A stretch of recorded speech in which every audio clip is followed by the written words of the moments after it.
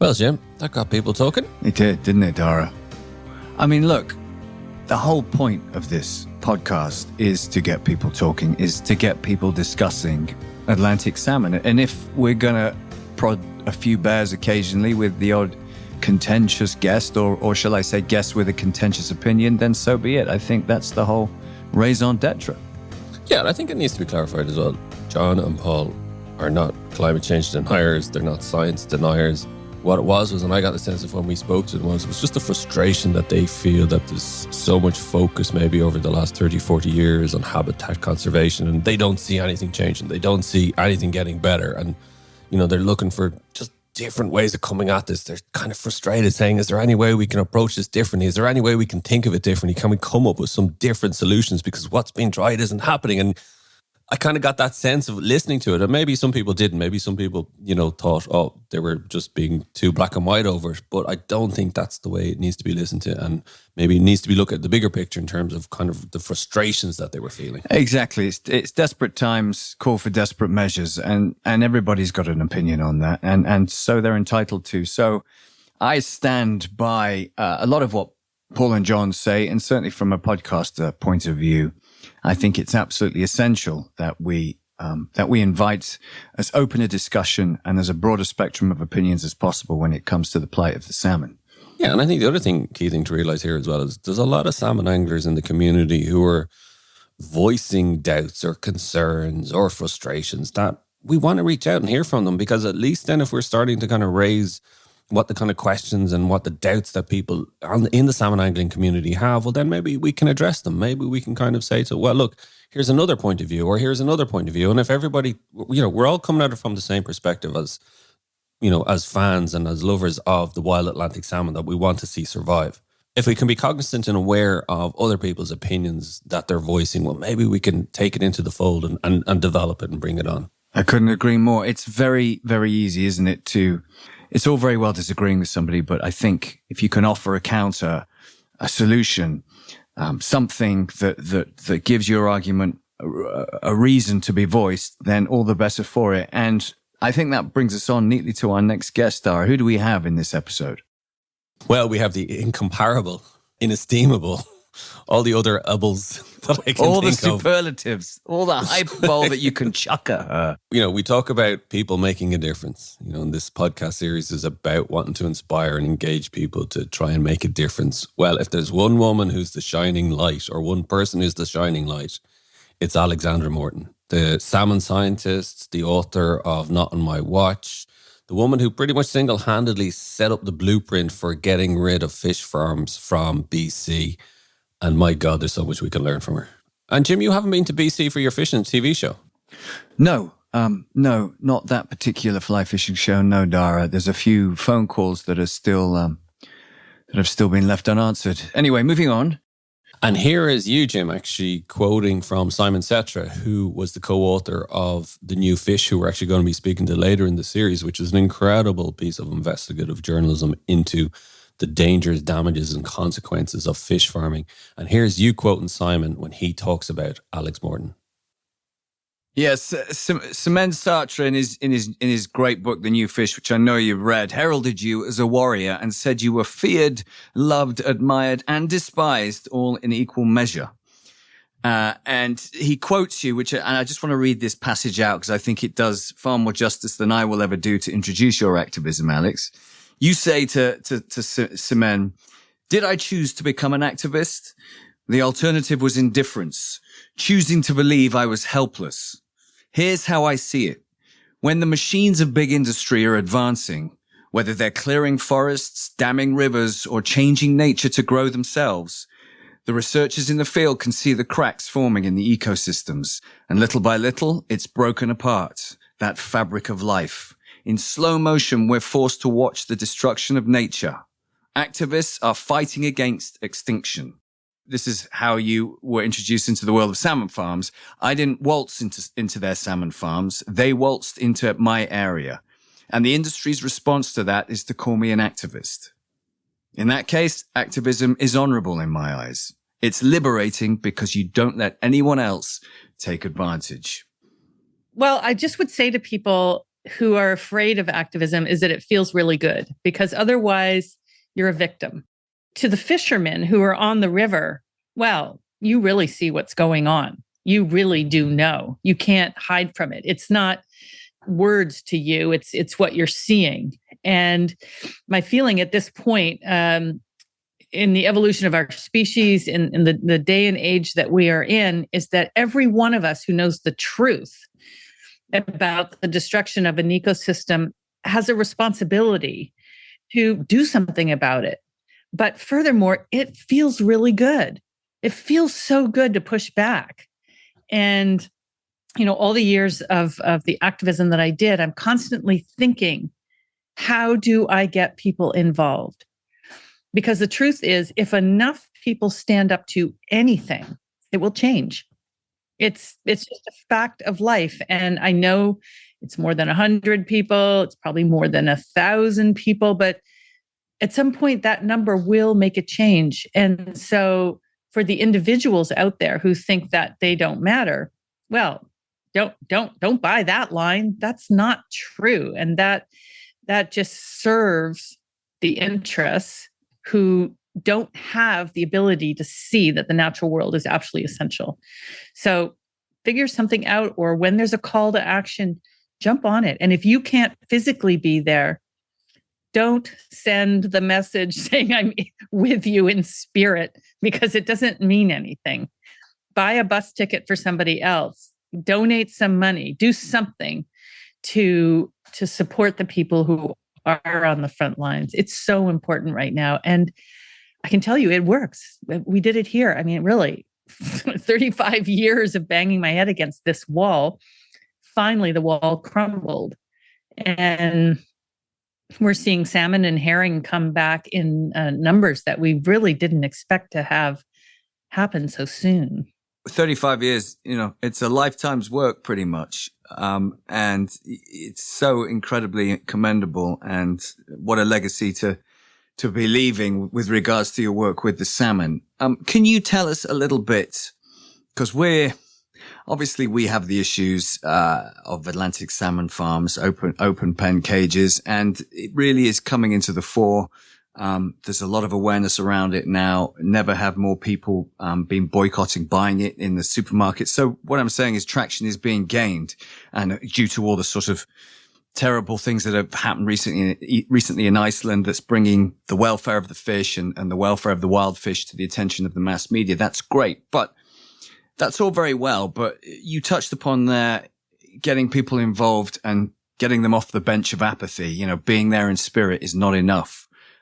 Just throwing it back to Daire, who is perhaps, to the sake of this podcast, certainly he's the man on the bench with apathy and indifference and overwhelm. There's too much. What can I do to take on this massive multinational business that is this industry that is salmon farming? What would you say to them? How does a lion catch a zebra?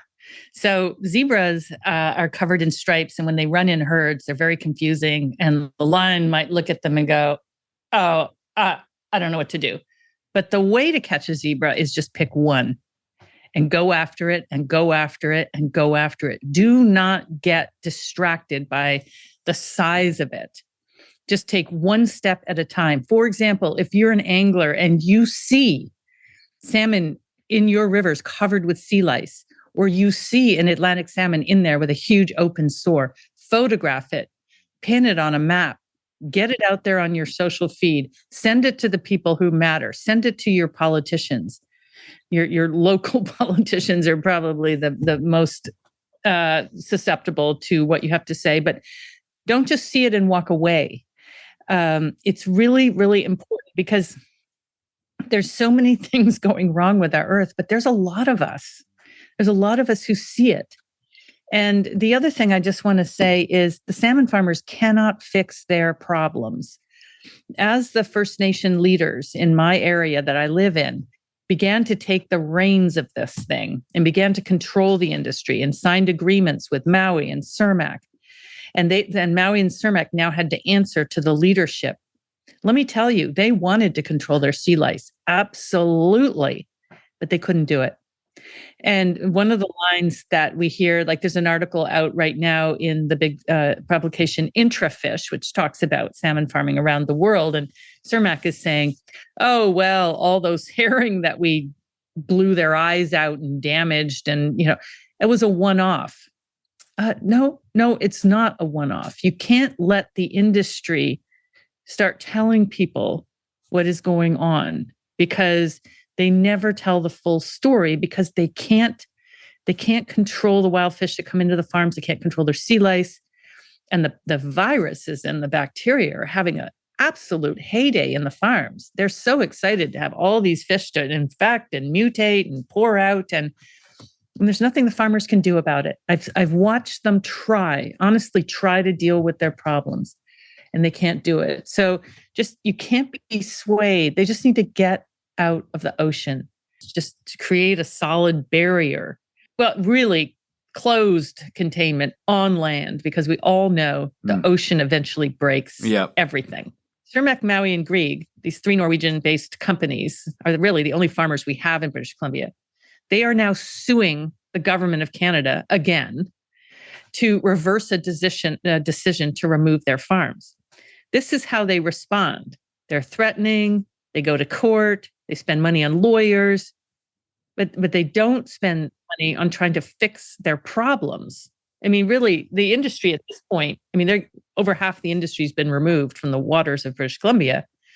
And the industry could say, okay, look, we don't believe that there's a problem with us, but clearly we've lost social license. So here's what we're going to do about it. They never take that approach. They're just threatening schoolyard bullies, and they're starting to look ridiculous. Everyone knows who they are. They're not easy to work with. They're a bit nasty. Why do you think they are? We find it obviously the same over here. It's the same business, right?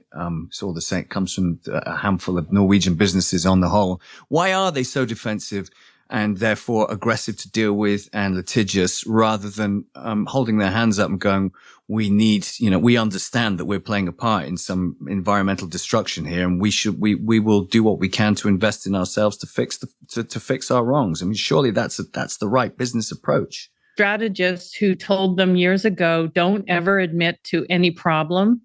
If you do get caught out, say that you've changed and you're improving and that it's getting better. And then tell everybody that the coastal communities absolutely will fall apart if you leave. And so they just say these things over and over and over, and it's worked well for them, but it's not working now because, well, you have people jumping on the farms and taking videos inside the farms. That's what really turned it around here, and everybody could see what was actually in the farms. And so, yeah, I think they're just following a strategy that has worked, and they're not nimble enough as an industry to change and respond to the fact that people actually know what is going on. The veil of secrecy, the lights have been turned on, and we can see it. I suppose as well, Alex, isn't it? Certain industries get too big, too powerful. That it's the tail wagging the dog in many respects, in terms of politicians and governments are, jumping to the tune of what these multi-billion global corporations say, and that they've been allowed to get into that position. We see it. Do you think we're at a tipping point? And I've brought this up before.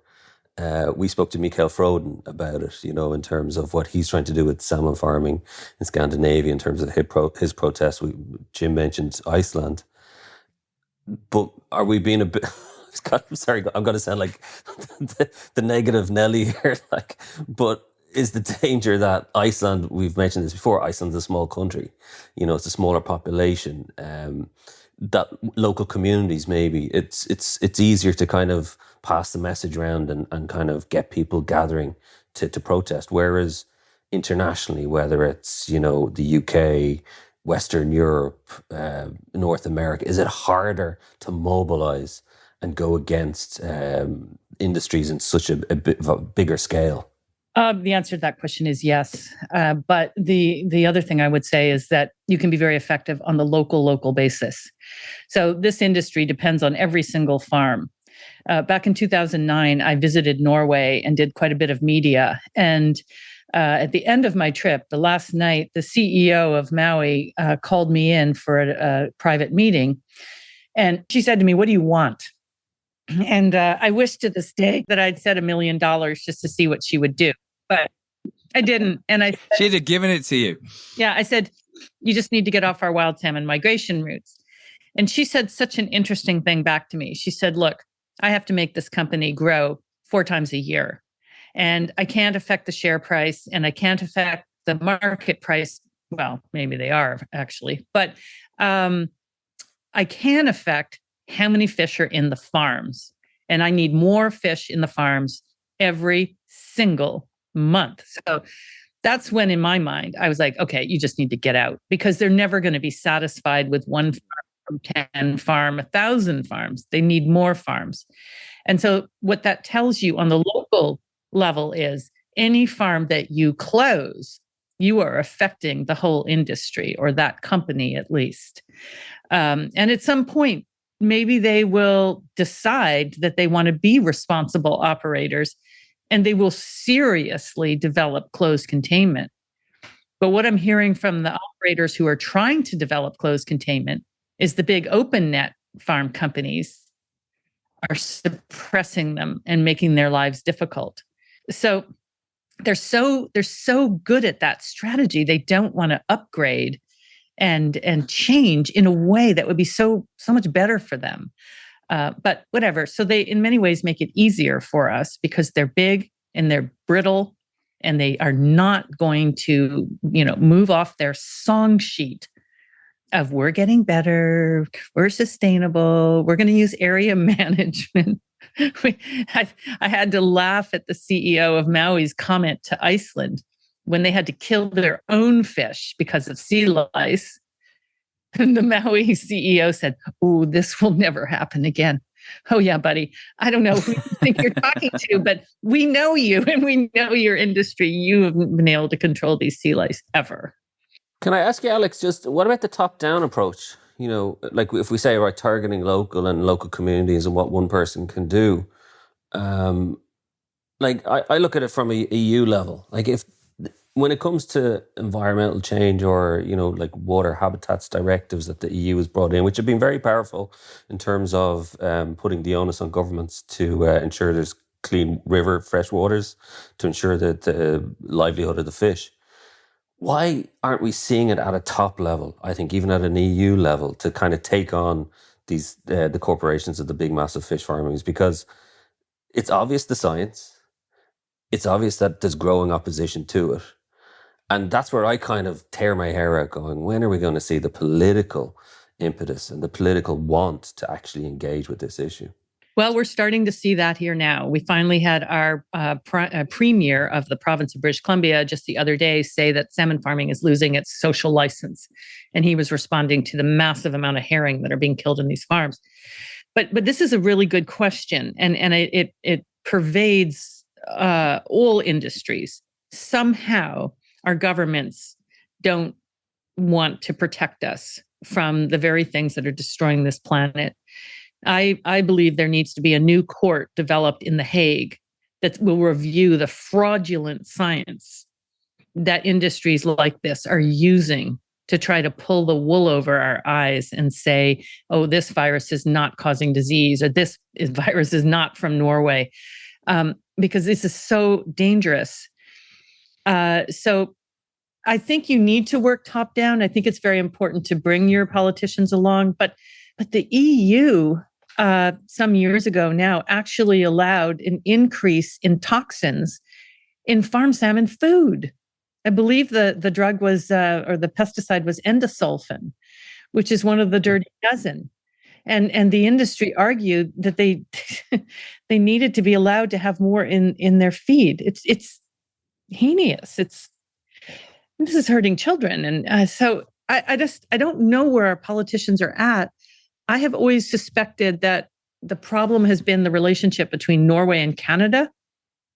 So in Canada, we have an Access to Information Act, and I have accessed thousands and thousands of pages of documents of government talking, but Recently, I've been looking at Canada's discussion with Norway, and I can see that, the closure of the salmon farms in my area in the Broughton was being discussed in the embassies in Norway, between Canada and Norway.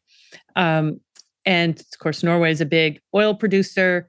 They're a country that's known for how they can extract oil from difficult places. Canada had some very difficult to get out oil, the oil sands, and Statoil was a big player there. They've pulled out now. But I think that the problem for salmon, and for all the people who understand the value and the need for salmon, is that there's layers on layers on layers, and the politicians can't even see the bottom. They can't even see what's happening in the world. They're playing a big game up there of shuffling around the deck. So they need the local people to say, look, we're just not going to elect you again if you don't pay attention to this. I mean, the problem we have on that front when it comes to aquaculture is, as you know, we're podcasting from not from Scotland, which is where 98% of all salmon farms, certainly around British waters, are. And it's a different government up there. It's very, I would say, eclectic and a bit niche. And obviously it has its own economy. And aquaculture brings in revenue. It creates jobs. That's always the hard and fast defense, right? And it does in somewhere like Scotland. So getting the communities up there, don't get me wrong, they exist and they're constantly reaching out to me and pulling their hair out and going, there's a license going through for a new farm going off Orkney. We don't want it. The locals don't want it. What can we do? And, there's only so much advice I can give from the south of England. So the activism that we're talking about is even more challenging, perhaps, because it's more remote. And whilst we have the power of social media, what we can't do is be lobbying our local MPs about aquaculture, because do you know what I mean? It's not even on their agenda, sadly. So it's a tricky one, but I think because of all the information that's coming out, all the tragedies that have happened recently in places like Iceland and Norway with regards to salmon farms breaking up and escapees and all the rest of it, there is suddenly a bit of an international community that aren't necessarily localized to the farming issues. It's just how we harness that power, because lobbying MPs is tricky when it's such a disparate group of activists. So I think that's what we're grappling with now. And that's why you see the fantastic Bjork, releasing anti-salmon farm pop songs. Amazing. And all these things are starting to happen. It's coming part of the popular culture, but it's tricky, isn't it, Daire? We were talking about it, to get to collectivize us when we're so spread out and very few of us are actually, it's affecting. It is. And for me as well, is that the salmon angling community, fly fishing is niche enough. Salmon angling is niche within fly. It's a niche enough sport. So trying to get people to care about one thing here when there's so many other things over here going on with the planet, I suppose, is part of the issue.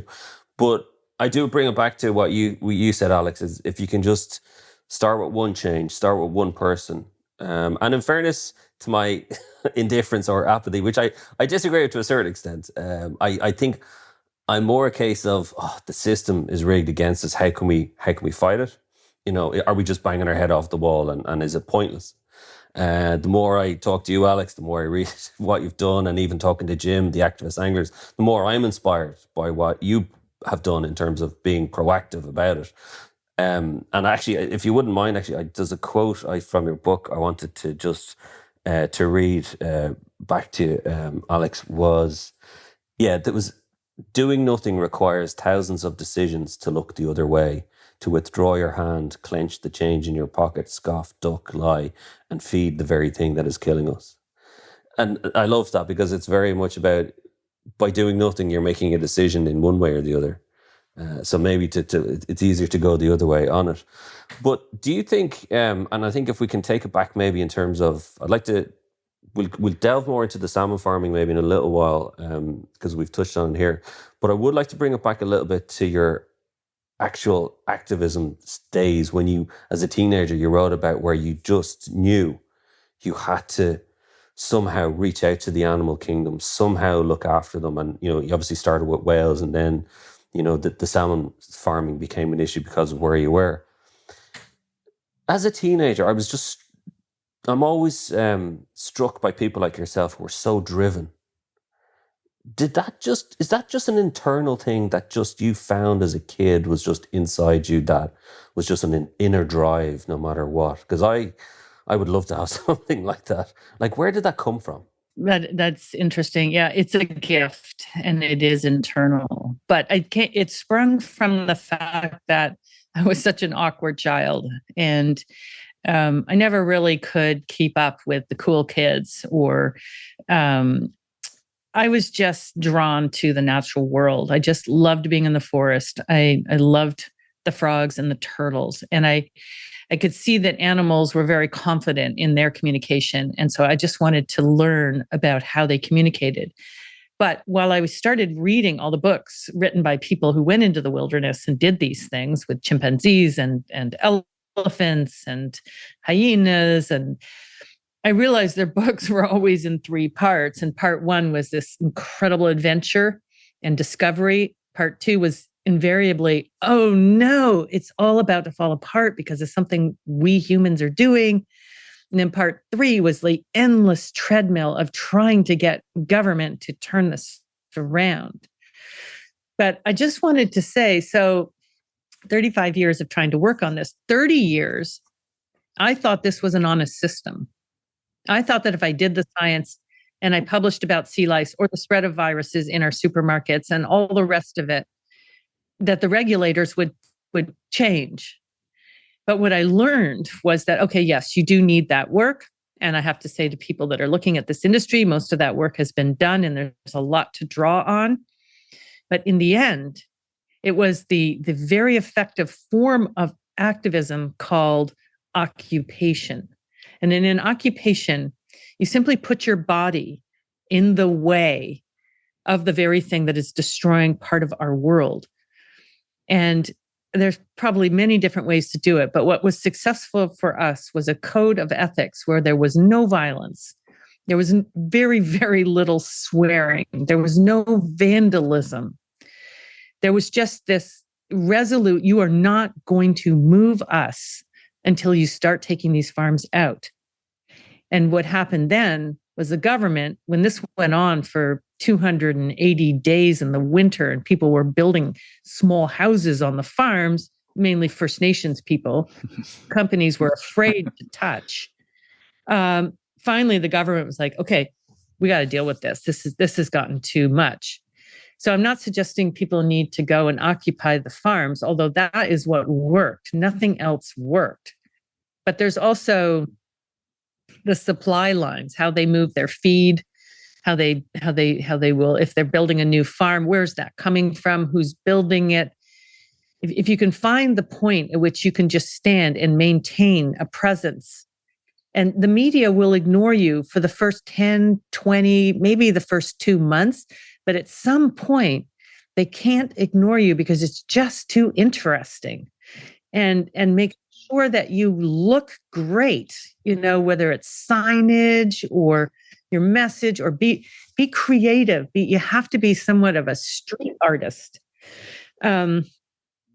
So, I mean, these are difficult things I'm suggesting, but writing letters and doing the science and going to the government meetings, all those things just didn't work. They were important and they built a community of us.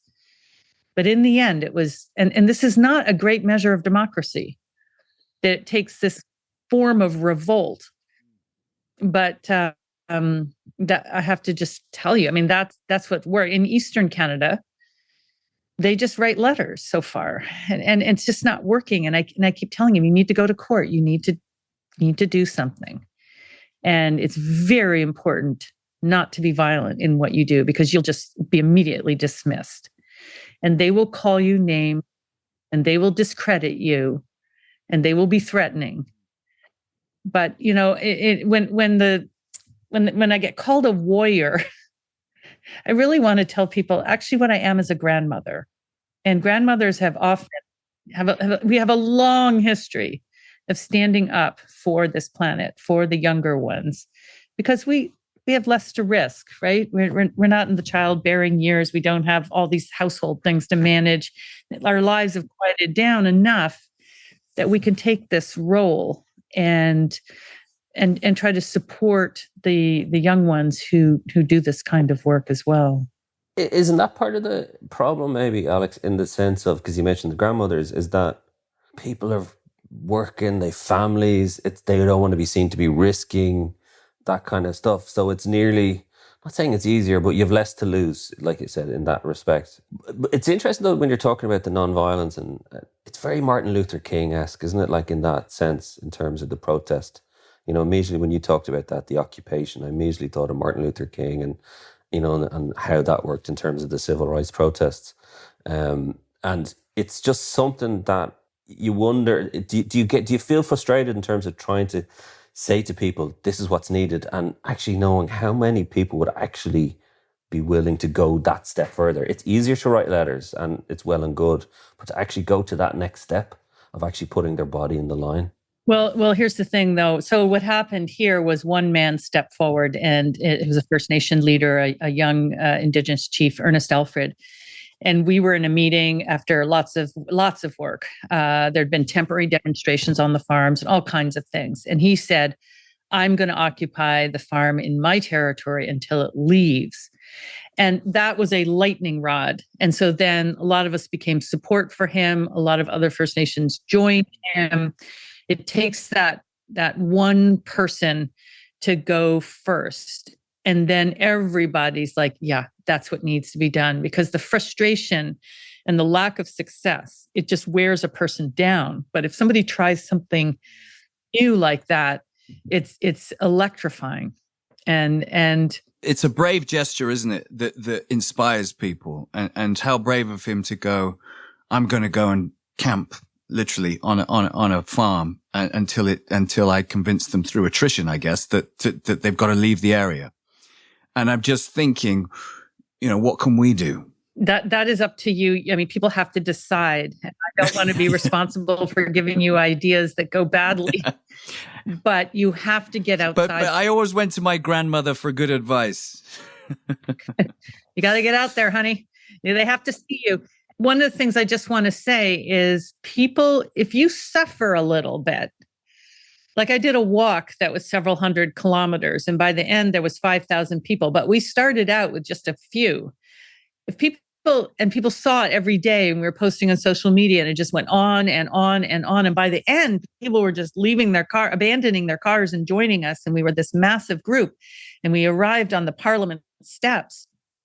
But it didn't work, because we went home the next night. If we had camped on the yard and the police had to come and remove us, and I mean, that might have worked, but it's very hard the difficult part is to decide exactly what you're going to do. But once you've decided that, just stay the course, and don't let them convince you that you have no power, because you really do. It's like Greta Thunberg's with her activism.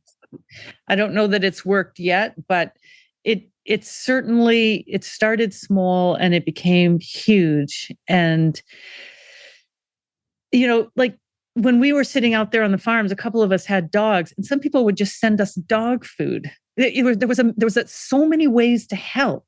There were people who started to sit in front of the offices of the politicians who were responsible for this. And so then we became 2 occupations. That was incredibly powerful. We were extremely remote. Our cell phones barely worked, but we worked very hard to communicate with the other First Nations and other people. And that was a big part of the job, was to bring everybody else along with this. And well, Ernest is just a gifted speaker, and he was fabulous in making things clear. But it's such a dangerous moment we are in on this planet, and we know that politicians and our governments are structured to protect corporations. And we know that many of our corporations are destroying our chance to survive on this planet. So we all know something has to happen. And when you start with salmon farms, you don't know how big your effect is. It's so important to do in your local community. But certainly the more people you cannot alienate, however you will. I mean, I've gotten all kinds of, really nasty responses from people because I've affected the ability of their family to make a living. The people that are caught in the crosshairs, they got kids in school, they've got medical bills, they have all these things. And for them, an interruption of jobs, even for a few weeks, is going to be very difficult. So what we found when we drilled down is this industry is mechanizing rapidly, and that the job argument was just not was not true. It's so few people in most cities rely on this industry. It's ridiculous. There's so much bullshit that these people, excuse my language, but so much bullshit that these companies willingly put out there. I mean, it's the more I dig, the more I read, the more people I talk to, you can't help but be angry by the level of lying and corruption that goes on, can you? I know, that's right. I just posted on my Facebook page a response to Cermak in Intrafish, who's saying that this destruction of all these herring in this one area was basically a one-off. It just happened in that area. No. Any of us who go and look at you see this. And this is part of the protection of this industry is really nobody sees it because they're so remote. Yeah, because it's under this. Yeah. But I was out there in my boat, and so I've seen a lot of it. And they are liars. And what's so interesting is that the more I go after them for that, or the scientists, the government scientists whose science is fraudulently protecting this industry, they never sue me. When I published the book Not on My Watch, the publisher was very worried that I would get sued or that they would get sued. The industry never said a word about it because it was all true. I'm very, very careful. When I say something about the salmon farming industry, I imagine myself standing in front of a judge, and the judge says, "What is your evidence?" And if you don't have that evidence, don't say it. But if you do have the evidence, say it. Say it. Because I don't know what role salmon play in Scotland, but here in British Columbia, they're feeding the trees that make the oxygen we breathe. They're an incredibly important species. Well, we spoke to Simon Setra, Alex, when he mentioned, in terms of, like, you talk about the kind of the dirty tactics as well, and he mentioned big oil, and he said salmon farming is nothing, or big oil is nothing compared to the salmon farming industry in terms of the tactics and what they'll do.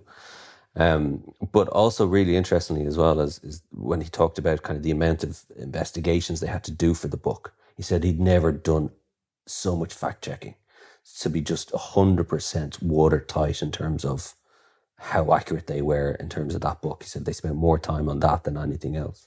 And of course, the usual kind of accusations were thrown at him when the book came out. But I suppose from our perspective, Alex, in terms of kind of, obviously ours focuses on the Atlantic salmon, but maybe just might give people a kind of idea of the successes you've had in terms of with the Pacific salmon, in terms of being able to close down salmon farms and being able to kind of move them on. Can you give us just a kind of a snapshot in terms of kind of just around the area, in terms of give people an idea of how successful you have been? Yeah, absolutely. So in the Broughton Archipelago, when they closed the farms, there was a river called the Hatta River that's it puts its juvenile salmon out right into a salmon farm. And so the fish, when they were tiny, some of the Pacific salmon leave the rivers when they're like that big. That run of fish increased tenfold in one generation. And then this previous summer, we have a huge river called the Fraser River that's down at the southern end of the province. And all the farms were removed from their migration route, and they returned this year. And we have a commission who does test fisheries where they send out a large boat to catch fish. And that's how they get an idea of how many fish are returning and whether they can open a commercial fishery. They had the biggest test sets on pink salmon in their history. Nobody was prepared for the amount of fish. And then astonishingly, so I live on this bluff, and that's why the sun is now pouring into my face here. But for years and years and years, I never saw a herring ball. I saw them in the 90s, these big, massive congregation of birds, and then the whales appear. And they just stopped occurring. And with the removal of the salmon farms, suddenly there were herring balls all summer long that lasted for hours. And we had a huge congregation of humpback whales coming to feed on them. We'll have to see what happens with the herring, but the herring is really an untold story, because what we didn't know until we started putting cameras in the farms was that there were millions of herring, not only in the farms, but all around the farms. And they had become addicted to the dust that rolls when the pellets roll down the long tubes, and then they're, flung into the pens. Lots of dust comes off the pellets, and it's flowing into the water and sinking. And the herring, you can see them feeding on it. So they became addicted to this. So they weren't migrating. They were vulnerable to predation because they were along these big nets. They were going into the farms where the Atlantic salmon are clearly eating them. I have video of that. So the impression I'm getting in watching this rebound is that the impact of the industry was even bigger than I knew. It's astonishing. And the salmon farming industry is terrified of this news. They're actually, putting out things that, they always say I'm a zealot or I'm not a scientist. I publish in the journals. But this news for them is just the worst news ever. I mean, and on that note, obviously what we can do and what we are doing, whilst we think of something more attention-seeking and divisive, like you said, is we are certainly spreading awareness about to anyone who will listen to boycott buying it in the supermarket, to boycott eating it, especially this time of year. It's December at the moment. Over here, it's traditionally a Christmas. Well, I don't know where it came from, that tradition, because I don't think it's very old, but I would imagine the salmon farm probably, just like they did with sushi, decided that salmon is a Christmas dish. Is a marketing ploy, but it's very heartening, and it's great that you can tell somebody the story of how an Atlantic salmon finds its way to your plate, and how they'll very quickly go, do you know what? I'm not going to eat that anymore. And we have the proof, like you say, and the facts and the science behind it, and the imagery and the scary video footage. And that is making a real difference. And I think to hit them in the pocket at the consumer end. And I just wanted to ask your opinion. Did you, your opinion. Did you ever approach the supermarkets over there or the fishmongers who were selling this crap and say, well, listen, do you know what you're doing, and try and attack it from that angle?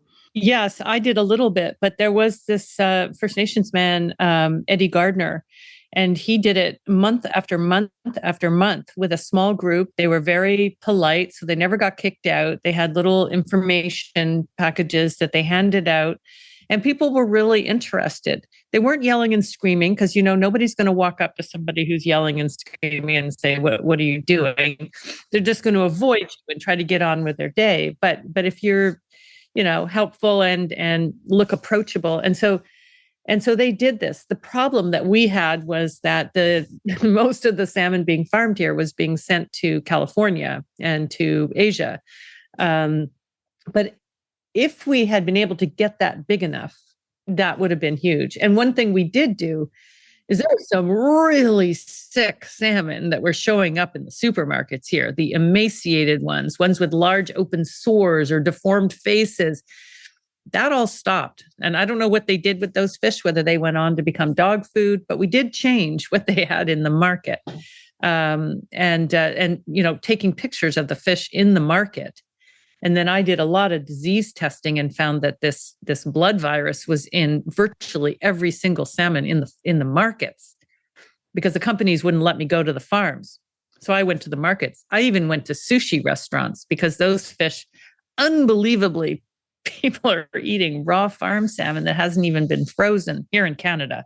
I don't know what the rules are in Scotland, but yeah, that was completely revolting. But anyway, I knew that those fish had been handled well, and so that preserves viruses. And so a lot of my testing was done in sushi restaurants. So when the public's hand is deciding whether it's going to buy that package of highly fat farm salmon, they need to know they're making a decision that reaches into the fjords and lochs of their community and the land that they're living on. And they need to know this is a very big decision that they're making, and it's going to have huge ramifications in what they decide. Well, all I can say is I don't eat it. I tell anybody that I know not to eat it, and you hope word spreads like that, at least in one small way. It's interesting. It's a very simple and effective trick. I've been doing it for years, as everybody I know has, once they're aware of salmon farming. I don't know whether it's the same over there, Alex, but what I find more often than not is the people that they sort of listen, but they go, I'm still going to eat salmon because I eat salmon every Friday and I'm not going to change. The older generation, I don't know, maybe my parents' generation, they refuse to believe that, there's anything wrong with salmon farming. And I'll tell you for why, because they'll tell me that they'll get it from in this country, it'll be Marks and Spencer's or Waitrose or some high end, like Global Foods in Canada there, some reasonably high end, self-assured outlets that they trust implicitly. So which brings me back to the point, obviously I'm no fool. I know that supermarkets will sell, stack them high and sell them all day long if they're making profit out of it. But there must be a way that we can sort of shame these suppliers, for want of a better word, into having more of a moral responsibility about the food that they're selling. It's not just about, the demand's there, so we're just the suppliers. They have a moral obligation. And we saw a change in chicken farming, which over here is but battery chicken farming was largely how we used to farm our chickens in very cramped, very anti-welfare states. But now we're using that as a metaphor for this farm salmon, and that's working as well, because as you said earlier, these fish under the sea, out of sight, out of mind in these remote places, it's fine. People don't mind. But actually, if you give them a metaphor and talk about battery chicken farming, that really can make a difference. So whilst I think about your great advice about what we can do, like the First Nations and yourself did by actually camping on the farms, which is just inspired and fantastic.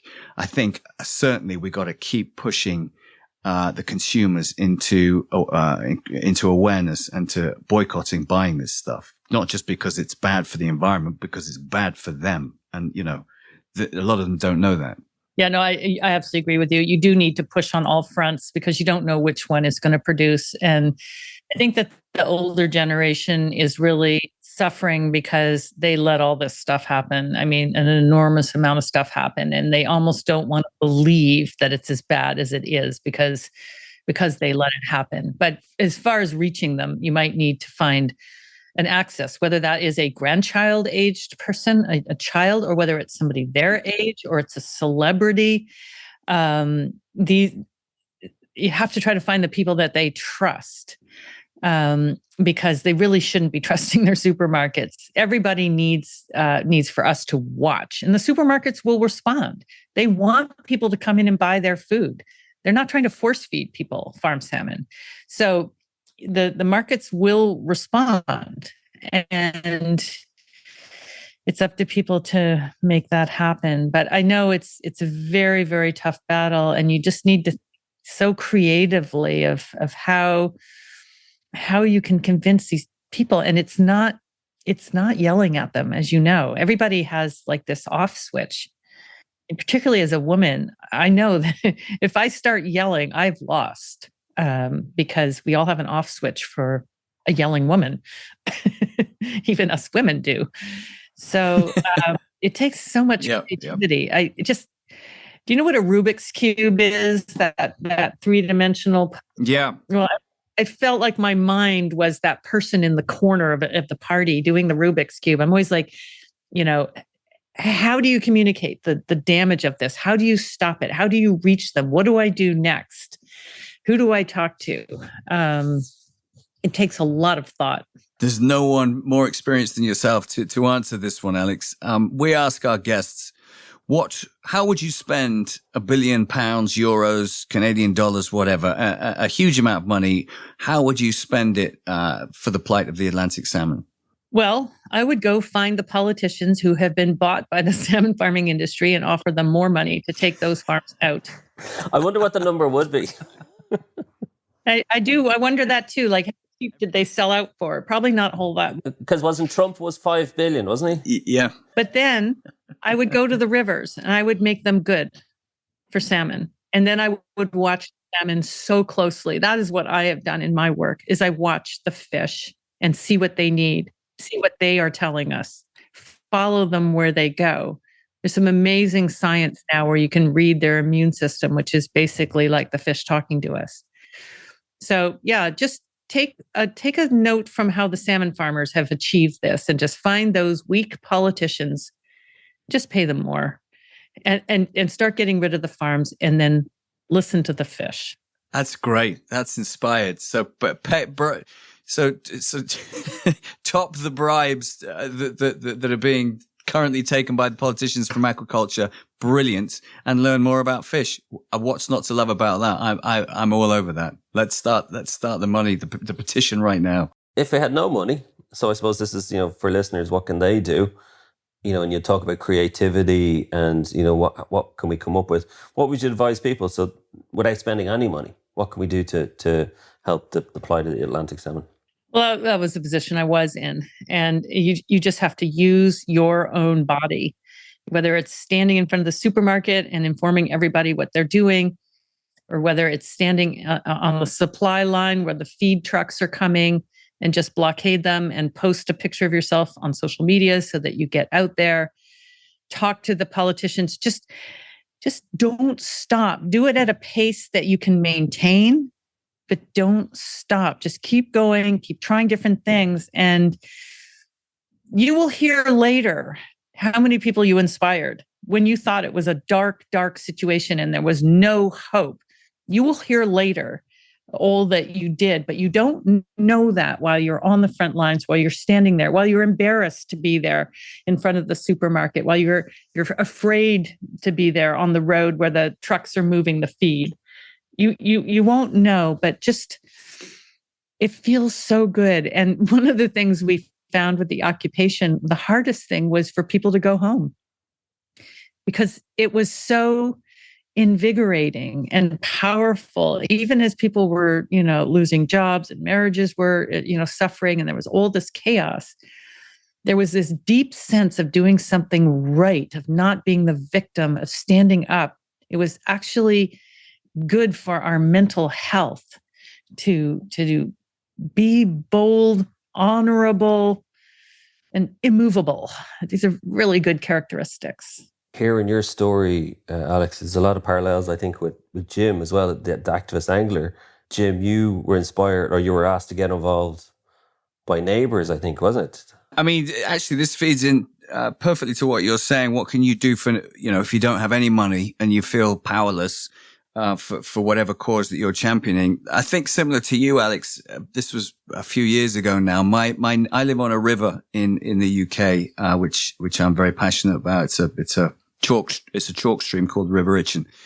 And my neighbors who own stretches of it came to me and said, look, there's a salad washing factory in the headwaters at the top of the river, and that we have reason to believe that they're releasing their cleaning chemicals every night into the river, because we've been taking kick samples. We've noticed all sorts of species and the whole river ecology basically slowly collapsing, and we have reason to believe this is playing a big part. Can you help us, because we're not massively au fait with social media or setting up petitions or whatever it is, lobbying.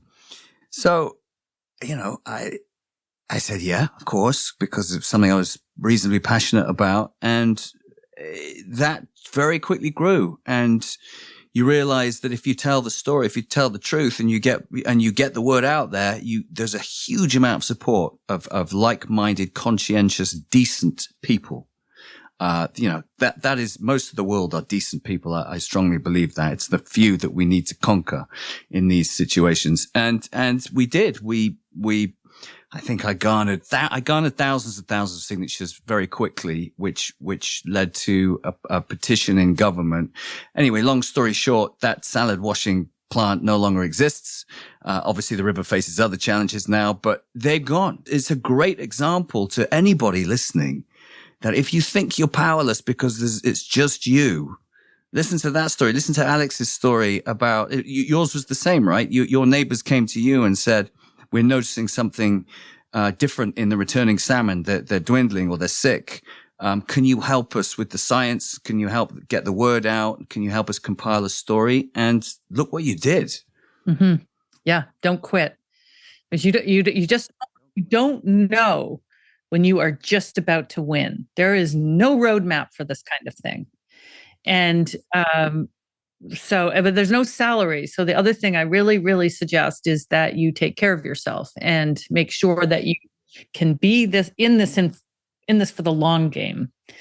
But that's such an inspiring story about getting that changed. And I think it's important for people to know that. People are just so starved for news that they can make something right. People are looking for something to hang their hat on.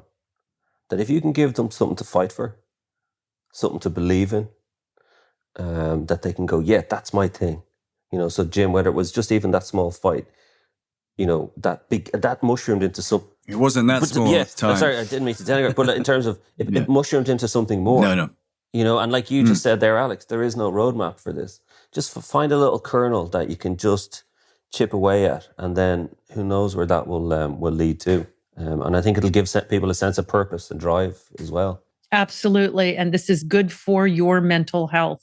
We are all suffering from feeling like victims of some crimes of unimaginable scope, like what the oil industry is doing. Of course, I think the way to fight the oil industry is not with the industry, but just people need to stop using it and they'll stop digging it up. But in any case, it's very, very important to humanity right now to put your body in the way of the things that are killing off the children, our grandchildren, this planet, the wildlife.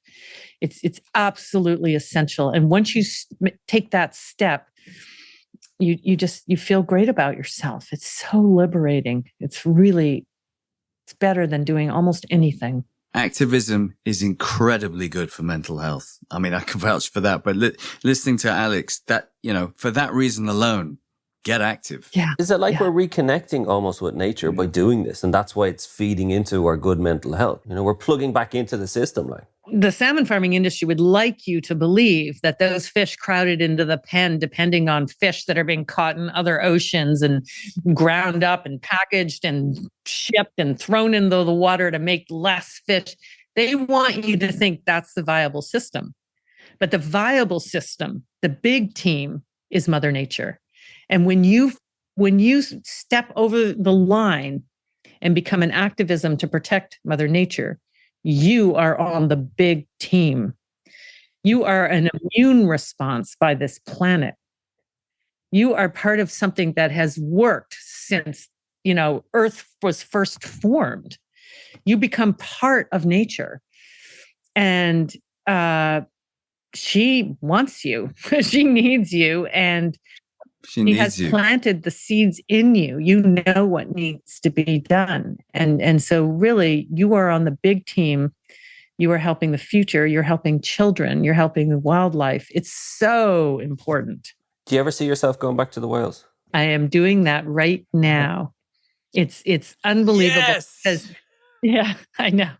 It's finally so the last half of the salmon farming industry needs to be dealt with. And there's a lot of people working on it now. I don't need to do the virus research. There's incredible virologists on this. I have no sway with politicians, but there's people that are talking to the politicians. And so I'm here to help anybody who needs me. But this has become a side of the desk thing for me. And I am going back to, I'm digitizing the whale recordings that I made 41 years ago. And it's just, yeah, it's, plus I'm watching the whales out here and the salmon return and these herring balls. And there's not even a word for how good it feels. This is what this we set out to do, Alex. We didn't want to just make another podcast and filling the world with more doom and gloom. We wanted to tell stories of hope and stories of solutions. And to hear this is joyous. It really is. To hear that here you are 35 years, 40 years later since the beginning of this journey. You're now looking out at the sunrise there in BC, looking at the orcas, looking at the returning Pacific salmon because of work you've done. What a joyous end to a story, or certainly end to a chapter, should I say? The next chapter will be interesting. Well, the next chapter is you coming over to the UK and Iceland and fighting for our salmon over here. You just don't know that yet. No, I look at what Iceland's doing, what you guys are doing, and you're so on it. And the industry, though, is getting more aggressive because we're squeezing them over here. So I'm sorry, we've made them more aggressive, but they're not as big as they were. So there's that. It's true. I feel like for the first time ever, really, that we're starting to see a little bit of buckling, and I think we really need to keep we need to just keep increasing the pressure. Otherwise, they will reconstitute, and but that buckling is happening, and they could change. And maybe somebody wants to farm on land, but it's definitely not these big Norwegian companies. They have made it very clear they're not going to clean up. They just want to make fistfuls of money by externalizing all of their costs. And they really don't care what happens outside the pens. They don't. As one of our uplifting final questions, if it was the last day on Earth and the rivers were all in much better condition than they are now and the salmon stocks were where they used to be, where would you choose to flick a fly or throw a spinner or whatever it is, however you catch your fish? Where would you go? Which river, and who would you take? I would go to the Hattah River, a river that I fought for so long and is now reviving itself. And I would take my dog. We're a good team up there. Yeah, it's a beautiful, unlogged watershed. The grizzly bears are there. The pink salmon are there, and the smell is just unimaginable of it in the fall. There's this mint that you can smell, and the salmon, and yeah, I love it so much. I've had the privilege of fishing up there in BC and up even in Terrace and on Vancouver Island and all around there, and it's just the most beautiful, beautiful experience you can ever have as an angler. Really, what you're saying, It's utopian, isn't it? It really is. And we all know when we get out there how right this is and how healthy this is and how important it is. And so fighting for it is an honor, really. Can I just finish up with just a quote from your book, Alex, which I thought was just resonated with me, and I hope will resonate with listeners as well. I decided I was not going to be shoved off my life's path. I was going to plug my ears, ignore the issues, and follow my dream to the end. I was going to decipher the language of some large-brained non-human species, creating a Rosetta Stone of sorts to end the solitude of my species. We needed to hear what another animal on this planet was saying, I thought, because it seemed that we were going mad in our isolation. A lofty aim for a teenager, I know, but this is what I wanted to do. Of course, things are so much simpler when you're a child, and so I failed to stay true to my 15-year-old self. What I didn't realize back then was that if I ignored the impact humans were having on the animals I had chosen to study, I would end up studying their extinction. Are you a lot more hopeful now in terms of having gone on your life's path, your life's journey, or this chapter of it, that we're now actually looking to potentially a better future? I absolutely am. Yeah. Those whales are feeding well now. And matter of fact, they've stayed in the area much longer than they normally do. And last night, one of the families from the Broughton that had been dispelled were heading in at sunset. So, yeah, I'm much more hopeful. Of course, there's so many problems; it's huge, but addressing them where you can, as you can, is essential. And so, yeah, my heart is just bursting with hope and gratitude that I was able to play this role and to see, there's no pension that comes with this. There's no raise, there's no promotion. But when you look out your window and you see the fish that you fought for so long returning, that is the ultimate award and fuel to keep going. And so I always need to have to figure out like how I'm going to earn my money. But the important thing really, really did happen. And so I have to think of the right word for this because it's more than happiness. But it's realizing that you've become a force of nature. You've become a force of nature because this is the natural system that I was able to play a role in helping. I mean, you've left us speechless, not for the first time in this podcast. It's truly inspiring listening to you, Alex. Genuinely. I knew this was going to be an important podcast, but just how important, I had no idea until now. And long may your whales keep returning because you deserve it and they deserve you. Thank you very much. Please continue because you are an inspiration. Like you said, sometimes in your darkest hour, which I know that you're well and truly through now, but you don't know how many people are listening. Lots are listening to you, I promise you. Coming up on the next episode of The Last Salmon, we go to Scotland, to the very heart of salmon fishing, and talk to Spey Gilly Robert Mitchell about changing times. Looking back, it was just a great thing, and there was so many fish. It was first on the list, that's how you sold fishing, that's how people came to the river. Number one was to catch the salmon. And there are still magical moments to be had in the river, but they're just a little bit less. But fisheries scientist Colin Bull tells us about new stocking measures that give him hope for the future. I do believe that there is a future for salmon. I'm not one of the people that think it's going to go extinct.